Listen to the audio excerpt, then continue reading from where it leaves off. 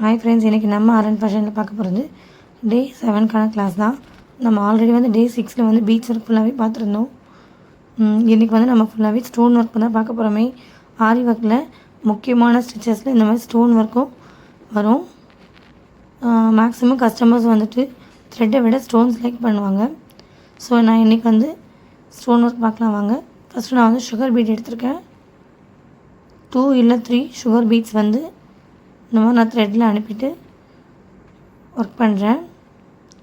ஸ்டோன்ஸ்க்கு ஏற்ற மாதிரி நான் ஒவ்வொரு ஸ்டோன்ஸ்க்கும் ஒவ்வொரு நேம் இருக்கும். நான் அதுக்கேற்ற மாதிரி ஸ்டிச் பண்ணுறதுக்காக ரெடியாக ஒட்டி வச்சுருந்தேன் நேற்றே.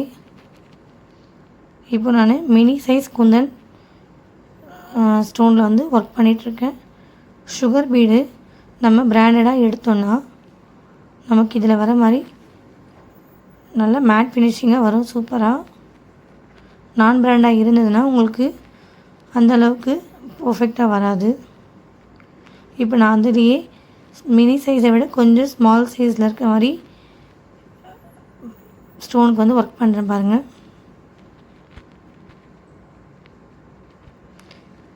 இந்த மாதிரி 2 இல்லை 3 சுகர் பீட்ஸ் கொடுத்து நம்ம ஒர்க் பண்ணும்போது ஸ்டிச்சிங்கும் டைட்டாக இருக்கும். உங்களுக்கு அந்த ஃபினிஷிங் லுக்கும் பர்ஃபெக்டாக வரும். நிறைய பேர் வந்துட்டு யூடியூப் மூலயமா பார்த்துட்டு நம்பர் கால் பண்ணுறீங்க, டே 6 டே 7 இருக்குமா வீடியோ போடுங்க அப்படின்ட்டு. கொஞ்சம் வந்து வாய்ஸ் ப்ராப்ளம் இருக்கிறதுனால என்னால் வாய்ஸ் ஓவர் கொடுக்க முடியல. எனக்கு எப்போ வாய்ஸ் நல்லாயிருக்கோ நான் அப்போ வந்து வீடியோ கண்டிப்பாக போடுவேன். இப்போ நம்ம ரவுண்டு ஸ்டோன் வந்து நமக்கு வந்து பிரச்சனையே இல்லை. ஸ்ட்ரெயிட்டாக நம்ம கண்டினியூவாக கொடுத்துட்டு போயிட்டே இருப்போம். ஸோ நமக்கு அதுக்கு வந்து ஷேப்பெல்லாம் தேவைப்படாது. ஸ்டோனை ஒட்டின மாதிரி அப்படியே கண்டினியூவாக கொடுத்துட்டே இருக்கணும். ஒர்க்கு பர்ஃபெக்டாக இருக்கணும்னா நம்ம யூஸ் பண்ணுற மெட்டீரியல்ஸும் பர்ஃபெக்டாக இருக்கணும். நீங்கள் வந்துட்டு ஒர்க்கு பர்ஃபெக்டாக பண்ணிவிட்டு மெட்டீரியல் வந்து நான் பிராண்டடாக இருந்ததுன்னா அந்தளவுக்கு உங்களுக்கு ஒர்க்கு வந்து லுக்காக இருக்காது பார்க்குறதுக்கு. நான் இந்த ஸ்டிச்சஸில் போடுற சுகர் பீடு வந்து பார்த்திங்கன்னா பிராண்டட் சுகர் பீடு.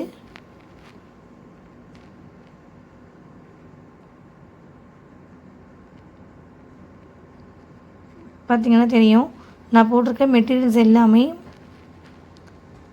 பர்ஃபெக்டாக ஃபினிஷிங்காக இருக்கும்.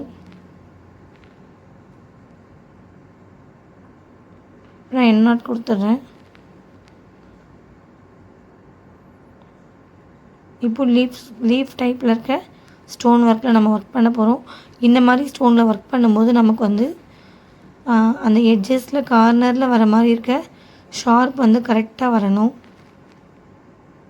ஒவ்வொரு கஸ்டமரோட ரெக்குவயர்மெண்ட் வந்து ஒவ்வொரு மாதிரி இருக்கும். நம்ம அதுக்கேற்ற மாதிரி தான் அவங்களுக்கு ஒர்க் பண்ணி கொடுக்குற மாதிரி இருக்குமே.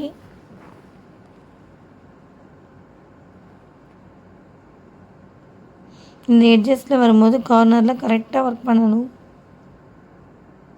நிறைய பேர் அகெயின் என்னோடய நீடியல் சைஸ் கேட்குறீங்க. என்னோடய நீடியல் சைஸ் வந்து நம்பர்ஸ் கிடையாது. ஏன்னா நான் வந்துட்டு அயன் நீடியலில் ஆரி ஒர்க் அயன் நீடியல் த்ரெட் நீடியல்ட்டு யூஸ் பண்ணிகிட்ருக்கேன்.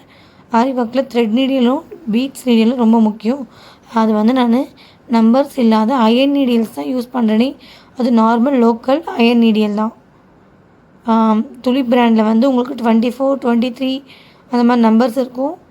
ஸோ உங்களுக்கு அதில் மட்டும்தான் நம்பர்ஸ் வச்சு ஆரி ஒர்க்கில் வருமே நீடியல்ஸில். இந்த மாதிரி நீடியல்ஸில் உங்களுக்கு நம்பர்லாம் வராது. Short size big size over big சைஸுன்னு மட்டும்தான் நான் சொல்ல முடியுமே. அதில் நான் மீடியம் சைஸில் எடுத்துப்பேன் நீடியல்ஸோடது. இப்போ பார்த்திங்கன்னா எட்ஜஸ் கரெக்டாக நம்ம ஸ்டிச் பண்ணியாச்சு. இப்போது ஸ்டோன் ஒர்க்லேயே நம்ம மினி சைஸை விட ஸ்மால் சைஸை விட கொஞ்சம் பெரிய சைஸில் வர குந்தன் ஸ்டோன் வந்து நம்ம ஒர்க் பண்ண போகிறோம். ஃபஸ்ட்டு வந்து மினி சைஸ் குந்தன் ஸ்டோன், அடுத்தது மிடிலாக இருக்கிற ஸ்மால் சைஸ் குந்தன் ஸ்டோன், அப்புறமா பெருசாக இருக்க குந்தன் ஸ்டோன் பர்ஃபெக்டாக நம்ம ஸ்டிச் பண்ணலாம் பாருங்கள். ஃபஸ்ட்டு நம்ம ஆரி ஒர்க்கை கற்றுக்கிறத விட ஆரி ஒர்க்கில் வர மெட்டீரியல்ஸ் நேமை நம்ம கற்றுக்கணும்.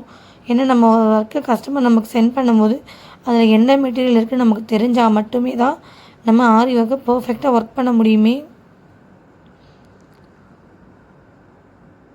பார்த்த உடனே இந்த சைஸ் இதுதான் இந்த மெட்டீரியல்ன்றதை நம்ம கிளியராக பார்த்த உடனே கண்டுபிடிக்கிற அளவுக்கு நம்ம நல்லா கற்றுக்கணும் மெட்டீரியல்ஸ் நேமு. அதுலேயே எது பர்ஃபெக்டாக குவாலிட்டியாக இருக்குன்றத முக்கியமாக கற்றுக்கணும். ஏன்னா மெட்டீரியல்ஸ்லையுமே எப்போயுமே first quality, second quality, third குவாலிட்டின்னு இருக்கும்.